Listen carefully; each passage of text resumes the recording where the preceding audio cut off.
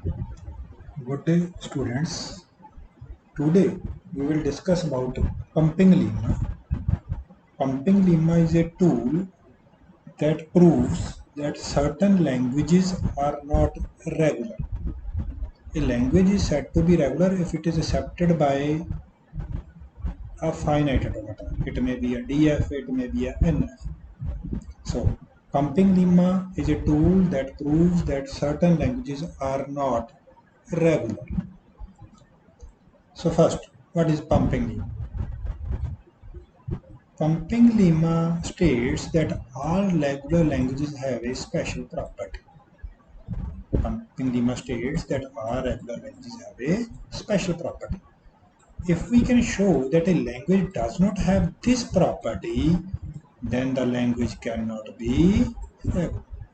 Pumping lemma कहता है कि सारी रेगुलर लैंग्वेज के अंदर एक स्पेशल प्रॉपर्टी है, और अगर हम शो कर दें कि ये प्रॉपर्टी इस लैंग्वेज के अंदर नहीं है तो इसका मतलब वो लैंग्वेज रेगुलर नहीं है. The property states that all strings in a language can be pumped. ये प्रॉपर्टी क्या कहती है कि सारे के सारे जो स्ट्रिंग्स हैं रेगुलर लैंग्वेज उनको हम पंप कर सकते हैं if they are at least as long as a special value that is the pumping length. अगर उनकी जो लेंथ है वो एक स्पेशल वैल्यू के इक्वल है या उससे बड़ी है, जिसको मैं पंपिंग लेंथ कहता हूँ. This means that each such string contains a section that can be repeated any number of times. इसका क्या मतलब है कि हर एक जो स्ट्रिंग है उसके अंदर एक ऐसा सेक्शन है, उसका एक ऐसा सब स्ट्रिंग है जिसको कितनी बार भी रिपीट किया जा सकता है, and with the resulting string remaining in the language. और जो रिजल्टिंग स्ट्रिंग है वो लैंग्वेज के अंदर है, एग्जिस्ट करता है, उसको बिलोंग करता है. चलिए पंपिंग लीमा थ्योरम की स्टेटमेंट पहले देख लेते हैं. क्या कहता है? Let L be a regular language. मान लीजिए एल एक रेगुलर लैंग्वेज है.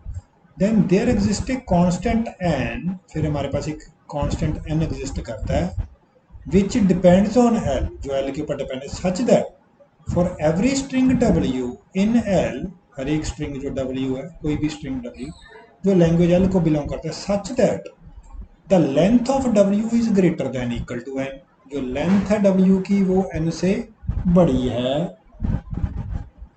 लेंथ है जो डब्ल्यू की वो या तो एन से बड़ी है या उसके इक्वल है, यानी कि स्टेट्स के या तो इक्वल है या उसके बड़ी है. We can break W into 3 strings. कहता है मैं डब्ल्यू को कितने हिस्सों में बांट सकता हूँ? 3 हिस्सों में. That is W is equal to X Y Z, such that y is not equal to null. y null नहीं है, y की वैल्यू नल नहीं है, y के अंदर कम से कम एक अल्फाबेट जरूर है. Length of X Y is less than equal to N, जो एक्स वाई की लेंथ है वो एन से या तो छोटी है या उसके इक्वल है. For all K greater than equal to zero, for all K greater than equal to zero, कोई मैंने के मान लिया जिसकी वैल्यू जीरो से बड़ी है या उसके इक्वल है, कहता एक्स वाई के Z is also in L, तो एक्स वाई के जेड भी एल के अंदर होगा. ये स्टेटमेंट है पंपिंग लीमा की. सपोज कर लीजिए मेरे पास एक डी एफ ए है, एक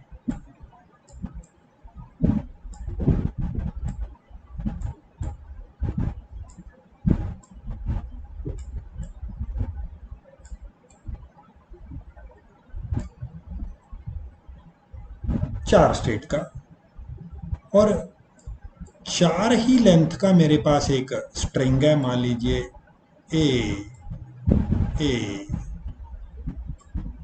बी बी. तो मान लीजिए ये पहला ए आया, फिर एक ए आ गया, अब दो बी बच गए और मेरे पास पाथ एक ही है. मान लीजिए एक बी और आ गया. अब ये भी मैंने स्ट्रिंग इससे एक्सेप्ट करवाना है, तो अगर मैं एक भी यहां पे लगा दूं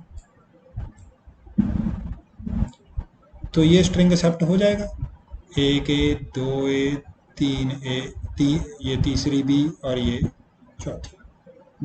अब अगर ये ठीक है तो एक बी और हो जाएगी तो भी स्ट्रिंग एक्सेप्ट हो जाएगा। एक ए, दो ए, एक बी, दो बी, तीन B.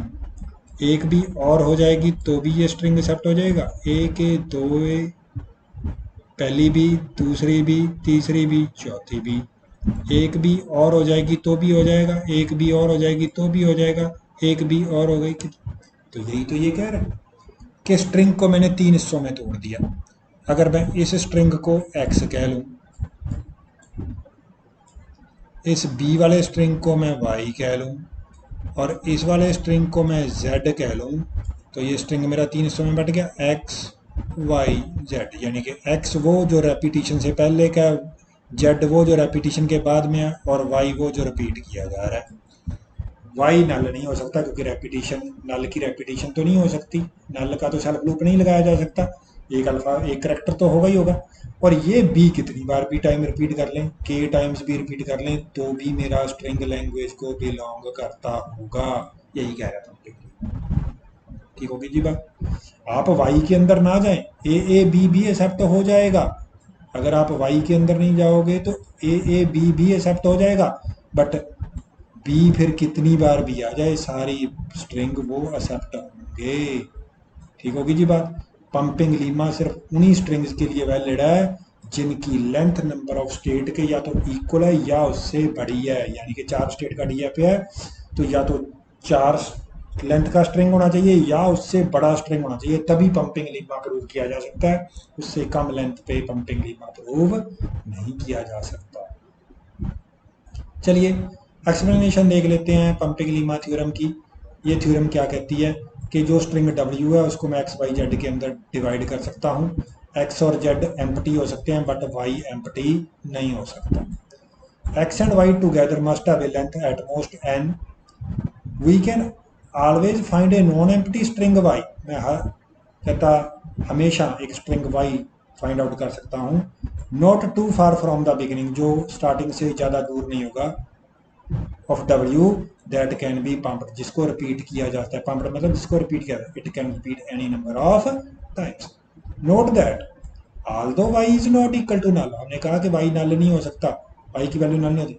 For the third condition, third condition कौन सी, ये वाली ये third condition. For the third condition k की वैल्यू 0 हो सकती है। के की वैल्यू 0 हो सकती है यानी कि हम लूप के अंदर नहीं गए, वाई की वैल्यू तो है बट लूप के अंदर नहीं गए, तो छोटा स्ट्रिंग भी एक्सेप्ट होगा। So K may be equal to 0 giving Y 0 equal to null and then X Z must belong to L. तो छोटा स्ट्रिंग एक्स जेड भी मेरी लैंग्वेज को बिलोंग करता होगा। तो ये इसकी एक्सप्लेनेशन। प्रूव कर लेते हैं, प्रूव क्या कहता है।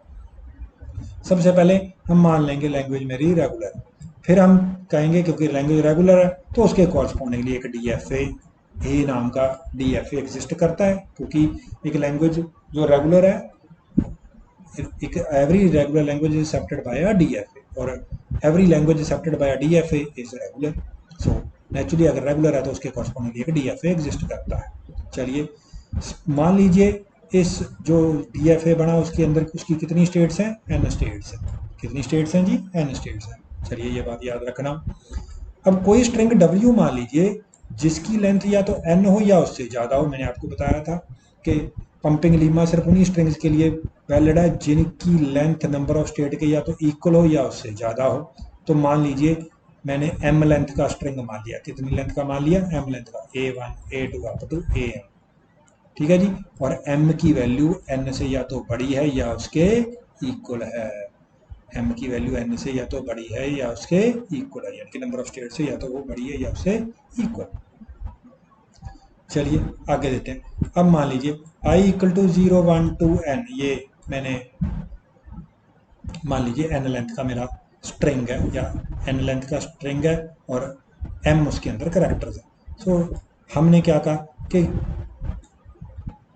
मैंने एक स्टेट Pi मानी कि Q0 स्टेट के अंदर जब मैं i लेंथ का स्ट्रिंग डालूंगा, देखिए अगर मैं Q0 के अंदर एक लेंथ का स्ट्रिंग डालूंगा, कितनी लेंथ का, एक एक ए डालूंगा तो मैं कौन सी स्टेट के अंदर चला जाऊंगा, Q1 के अंदर चला जाऊंगा। 2 लेंथ का स्ट्रिंग डालूंगा तो कौन सी स्टेट के अंदर चला जाऊंगा, Q2 के अंदर चला जाऊंगा। अगर मैं इसी तरीके से चलता जाऊं, मैं कहूँ मैंने आई लेंथ का स्ट्रिंग डाला तो नेचुरली मैं कौन सी स्टेट के अंदर चला जाऊंगा, QI के अंदर चला जाऊंगा। यही वो कह रहा है। मैंने PI स्टेट मानी, Q0 स्टेट के अंदर मैंने A1 A2 up to AI length का स्ट्रिंग डाला तो मैं कौन सी स्टेट के अंदर चला गया, PI स्टेट के अंदर चला गया। किसके अंदर चला गया जी, PI state. That is PI is the state that A is in after reading the first I symbol of W। String W की पहले I अगर उसने सिंबल रीड किए तो वो कौन सी स्टेट के अंदर चला गया, QI स्टेट के अंदर चला गया। We must repeat some state more than once. हमें कुछ स्टेट्स को एक से ज़्यादा बार रिपीट करना है। ये तो हमें पता ही है कि हम जब वाई के अंदर जाएंगे तो नेचुरली कुछ स्टेट्स हमें रिपीट करनी पड़ेंगी ना। So thus we can find 2 different integer. तो हमें फिर कोई 2 इंटीजर आइडेंटिफाई करने पड़ेंगे, एक आई और एक जे। आई और जे की वैल्यू 0 से तो बड़ी होगी या उसके इक्वल होगी, और एन से या तो छोटी होगी या उसके इक्वल होती है। एन हमारी लेंथ है, स्ट्रेंथ, और 0 स्टार्टिंग है। Such that P I equal to P J, यानी कि ये आई और जे जो हमारी स्टेट होगी वो दोनों इक्वल होंगी। We can break N into X Y Z. तो एन को कितने हिस्सों में बांट सकता हूँ, 3 हिस्सों में, एक्स वाई और जेड। ये उसने स्टेटमेंट में कहा। चलिए देखते हैं कैसे तोड़ेगा। सो एक्स के अंदर क्या रखा, A1 से लेके AI तक के सिंबल्स। वाई के अंदर क्या रखे, AI प्लस 1 से लेके J तक के सिंबल। जेड के अंदर क्या रखे, AJ प्लस 1 से लेके AM तक के सिंबल। चलो यहाँ पे देखते हैं जरा क्या कहता है। मान लीजिए Q0 के अंदर मैंने कहाँ तक का स्ट्रिंग डाला, A1 से लेके AI तक का स्ट्रिंग डाला, तो मैं कौन सी स्टेट के अंदर चला गया, मैं QI के अंदर चला गया। ठीक होगी जी बात। अब QI को आप QJ इक्वल टू QJ मान लें, यानी कि यही QI है यही QJ है। तो अब आप कितना स्ट्रिंग रिपीट कर रहे हो, AI प्लस 1 से लेके कहाँ तक का रिपीट कर रहे हो, AJ तक का रिपीट कर रहे हो। यानी कि जितना भी ये स्ट्रिंग आएगा वो इसी के अंदर घूमता रहेगा, यानी कि QI इक्वल टू QJ है। उसके बाद जब आप AJ प्लस 1 से लेके AM लेंथ तक का स्ट्रिंग डालोगे तो आप कौन सी स्टेट में चले जाओगे, फाइनल स्टेट QM के अंदर चले जाओगे। ठीक होगी जी बात। तो ये सिचुएशन थी, हमने 3 हिस्सों में तोड़ लिया। इसको मैं X कहता हूँ, इसको मैं, ये जो मेरा स्ट्रिंग है इसको मैं Y कहता हूँ, और ये जो मेरा स्ट्रिंग है इसको मैं Z कहता हूँ। ये आपके सामने लिखा हुआ है Z। चलिए आगे देखते हैं। That is string X takes up to us to state PI। जो X स्ट्रिंग है वो मेरे को कहाँ तक ले गया, PI या QI तक ले गया। Then we somehow repeat back to the state PI। फिर हम किसी तरीके से इनपुट डालते गए और उसी QI स्टेट के अंदर है। At this way we are at input symbol J। उस पर फिर हमने J सिंबल इनपुट कर दिया, AJ सिंबल इनपुट कर दिया, और हम कौन सी स्टेट में, QI ये कह लीजिए या QJ के अंदर चले गए। And the corresponding state is PJ where PI is equal to PJ, जहाँ PI और PI। Finally we finish by moving to an accepting state. फिर वो जो बाकी स्ट्रिंग बचा था वो डाल के हम किसमें चले गए, फाइनल स्टेट के अंदर चले गए। The relationship among the strings and states are shown in fig. तो ये हमारा रिलेशनशिप है। P0 स्टेट है, A1 से लेके AI तक का स्ट्रिंग डाला तो PI के अंदर पहुंच गया।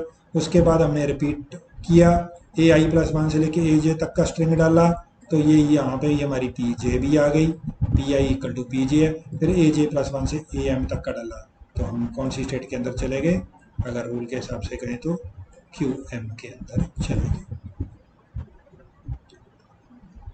नोट दैट X में भी एम्प्टी, X एम्प्टी हो सकता है। In that case I equal to 0। तो ये मेरा यहाँ तक का सारा स्ट्रिंग क्या हो गया, 0। आल्सो Z में भी एम्प्टी, Z हमारा एम्प्टी हो सकता है। उस केस में क्या होगा, एक्स वाई की वैल्यू एन के इक्वल हो जाएगी। ठीक है जी, that is J equal to N equal to M, J equal to N equal to M. तो जे तक का जितना स्ट्रिंग है वो नंबर ऑफ स्टेट की इक्वल है। However Y can not be empty since I is strictly less than J, I है वो लेस देन जे है, इसलिए वाई एम्प्टी नहीं हो सकता। Since I is less than j, not less than equal to j, this means that we must have at least one symbol for y, so y may not be empty. क्योंकि I less than j है, equal to j नहीं है, इसका मतलब है कम से कम एक symbol y के अंदर जरूर है और y empty नहीं हो सकता। दिस मीन्स एक्स वाई के must be in the language, क्योंकि अगर एक बार सेल्फ लूप लग गई तो फिर उस लूप के अंदर तो आप कितनी बार भी जा सकते हो, उसको के टाइम्स एन टाइम्स रिपीट कर सकते हो। इस मीन्स एक्स वाई के भी आपकी लैंग्वेज को बिलोंग करता होगा। तो ये प्रूफ है हमारा जी पंपिंग लीमा का, जो आपने ध्यान से पढ़ना है और इसको देखना है, उसको लिख के देखना है। एप्लीकेशन कहाँ है पंपिंग लीमा की?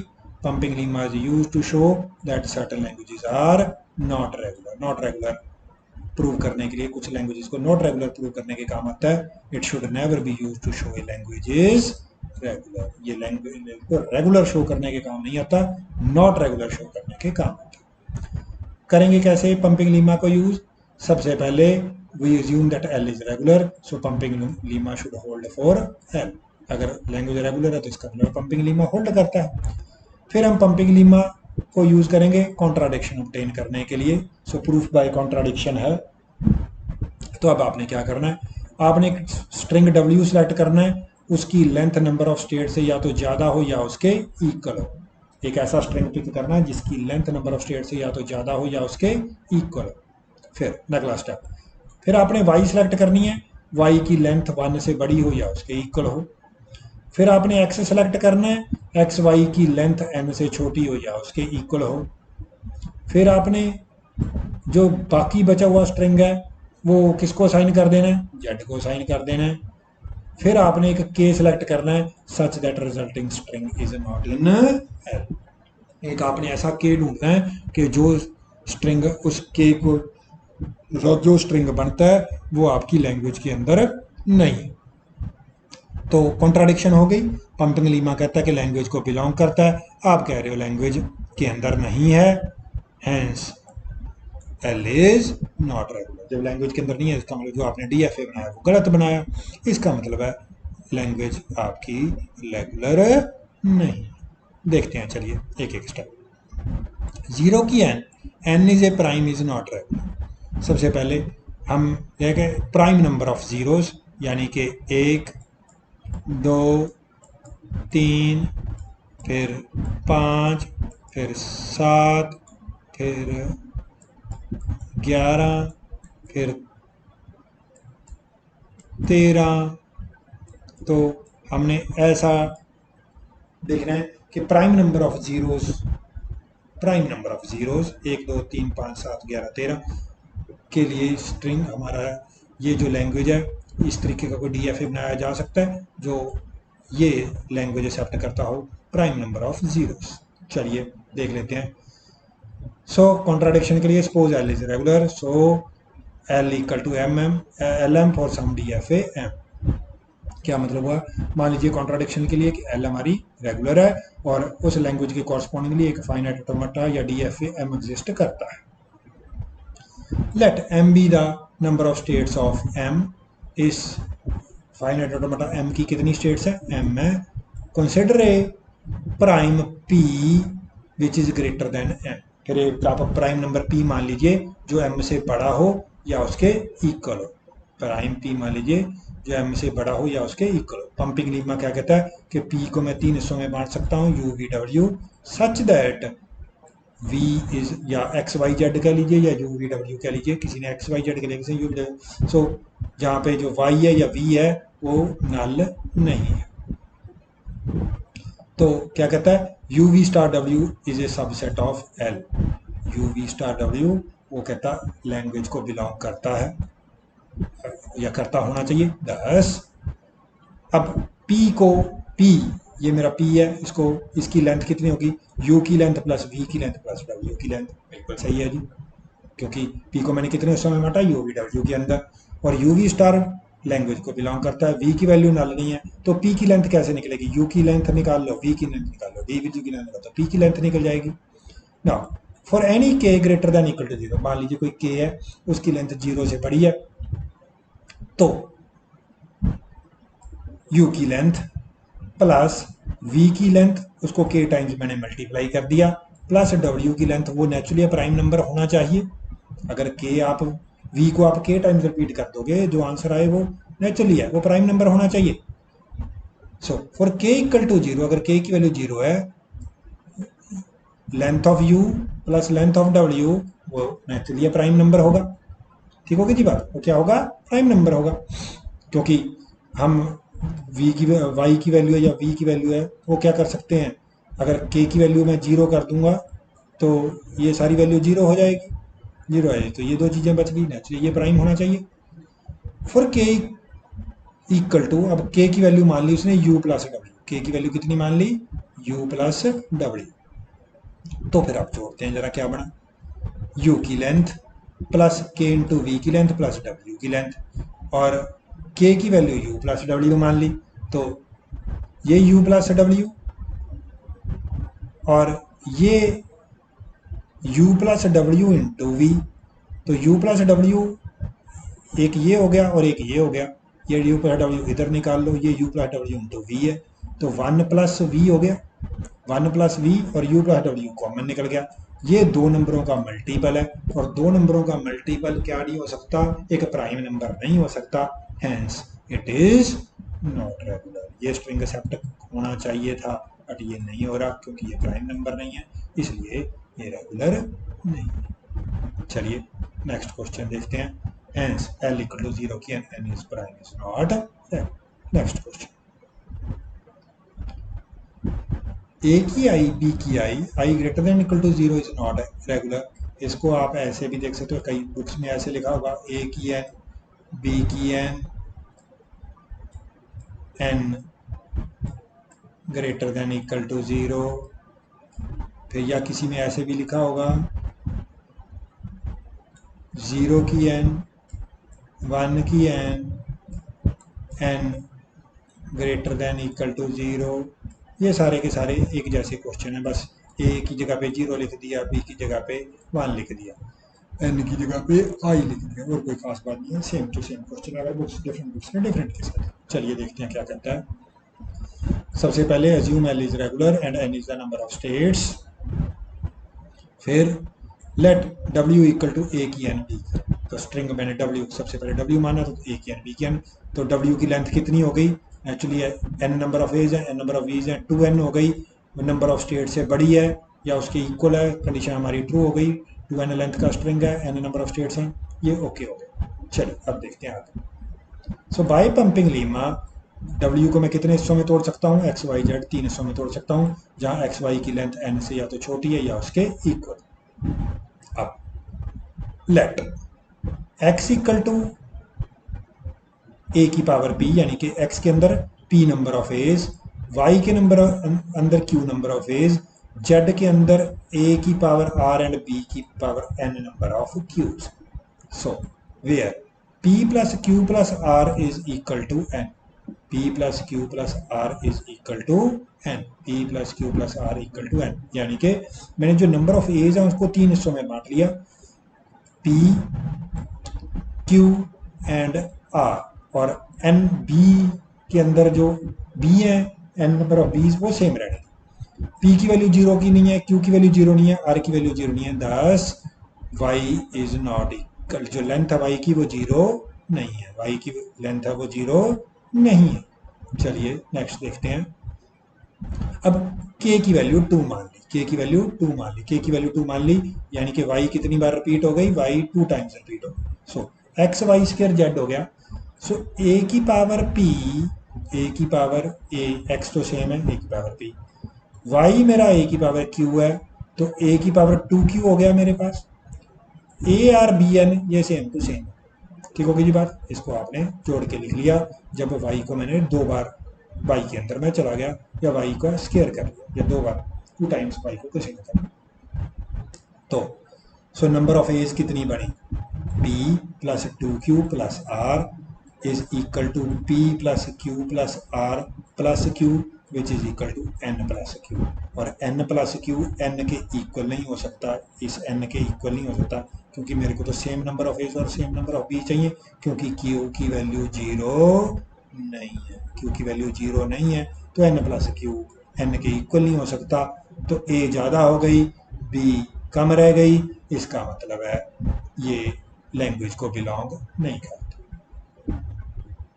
Hence, x y square z is equal to a n plus q b n. Since q is not equal to 0, x y square z is not of the form a की power n b की n. It means x y square is not in L. Hence, L is not regular. ठीक होगी जी बात। ये हमारा दूसरा question है जो पंपिंग लीमा के थ्रू हमने प्रूव किया कि a की n b की n या a की I b की I is I greater than equal to 0 is not regular. 0 I का square I greater than equal to 0 is not regular। तो ये कितनी जीरोज की बात कर रहा है, ये perfect square number of zeros की बात कर रहा है, यानी कि या तो एक जीरो हो क्योंकि I की वैल्यू 0 है, 0 का स्केयर 1, 1 की 1 आ गई, और 1 कर लो, 1 का स्केयर 1 होता है तो भी 1 है, 2 का स्केयर है तो 4 जीरो हो जाएंगी, 3 का स्केयर करोगे तो 9 हो जाएंगी, 4 का स्केयर करोगे तो 16 हो जाएंगी एंड सो। ठीक होगी जी बात। चलो देखते। For contradiction suppose L is regular, so L equal to L M for some D F A M. Contradiction के लिए हमने मान लिया एल रेगुलर है और हमने उस मान भी लिया कि उसके कॉरस्पॉन्डिंगली एक फाइनाइट तो डी एफ ए एम में एग्जिस्ट करता है। सपोज एम हैज़ कितनी स्टेट्स हैं, एम स्मॉल एम स्टेट्स हैं और हमने स्ट्रिंग मान लिया 0m का स्केयर। ठीक होगी जी बात, कितना माना 0m स्केयर। सो पंपिंग लीमा क्या कहता है, 0m स्केयर को मैं 3 हिस्सों में बांट सकता हूँ x y z such that y is not equal to null for n greater than equal to 0 x y n z in L। ये हमारी स्टेटमेंट है पंपिंग लीमा। ये कहता है कि ऐसा होना चाहिए कि इस स्ट्रिंग को आप 3 हिस्सों में बांट सको, y की वैल्यू 0 ना हो, n की value greater than equal to 0, x y n z किसको बिलोंग करता है, लैंग्वेज को। सेट। अब आपने क्या करना, a equal to length of y, b equal to length of x z, then a is greater than 0, a की value क्या होगी, 0 से बड़ी होगी, नेचुरली है, y 0 नहीं हो सकती या नल नहीं हो सकती, and for n greater than equal to 0 a n plus b is a square, a N plus B is a square, क्योंकि मैंने क्या किया, इसको कितनी बार रिपीट कर लिया, n टाइम्स रिपीट कर लिया, ए को ए वाले पोर्शन को n टाइम्स रिपीट कर लिया, तो ये ए एन बन गया प्लस बी बन गया, ये 100% स्केयर होना चाहिए। Specially when n equal to 0, जब n की वैल्यू 0 है, b इज ए स्केयर, जब n की वैल्यू 0 है तो ये हट गया, तो इसका मतलब एक्स जेड होना चाहिए। Set b equal to c c, बी की मान लीजिए ठीक है सी सी है या 0 0 है, 0 0 it's not c c, it is 0 0, तो ये 0 0 ठीक है जी। बी को 2 0 मान ली और बी को क्या मान लिया, 2 0। चलिए नेक्स्ट देखते हैं। When n equal to a plus 2c, अब मैंने n क्या माना कि a प्लस 2c, तो क्या बना, या ये आपका x और z के लिए हमने क्या माना था, सी सी मान लिया था। So a when n equal to a plus 2c, n equal to a plus 2c, तो ये क्या बन गया मेरे पास, a n plus C C, A N plus C C which is equal to a plus C का square, which is क्या बन गया, a प्लस सी का square. Now consider n equal to a plus 2c plus 1, n equal to a plus 2c plus 1, ये a plus 2c था, a plus 2c a और n, क्योंकि ये A N plus B था, b की value मैंने सी सी मानी, तो ये ए एन प्लस सी सी हो गया, ये equal to A plus C का स्केयर हो गया। Now consider n equal to A plus 2c plus 1. Note that A N plus B is equal to A C, A plus C का square plus A, but A plus C plus 1 का square is equal to A plus C का square plus twice of A plus C plus 1 which is greater than A plus C का square plus ए। तो यानी कि अगर आप ध्यान से देखें, जो हमारा a प्लस सी का स्केयर है वो क्या हो गया, 2a, जो a प्लस सी प्लस 1 का स्केयर है वो क्या हो गया, a प्लस सी का square plus twice of a plus C plus 1 which is greater than a plus C का स्केयर प्लस ए। यानी कि जो a प्लस सी प्लस 1 है वो किसके बीच में आ गया, अगर आप ध्यान से देखें, वो a प्लस सी के square plus a plus c के square, a plus C plus 1 के स्केयर के बीच में आ गया, a प्लस सी का स्केयर और a प्लस 1 के, a प्लस सी प्लस 1 के स्केयर के बीच में आ गया। ठीक होगी जी बात। और दो स्केयर के बीच में कोई परफेक्ट स्केयर नहीं हो सकता, a प्लस सी का स्केयर प्लस ए वो परफेक्ट स्केयर नहीं हो सकता, hence L is not regular. अगर नहीं बनी बात तो किसी दिन फिर डिस्कस करेंगे। ठीक है जी, आज के लिए इतना है। इसको एक बार ध्यान से सुनना, 2-3 बार देखना, फिर आपको ये समझ आएगा। Thank you.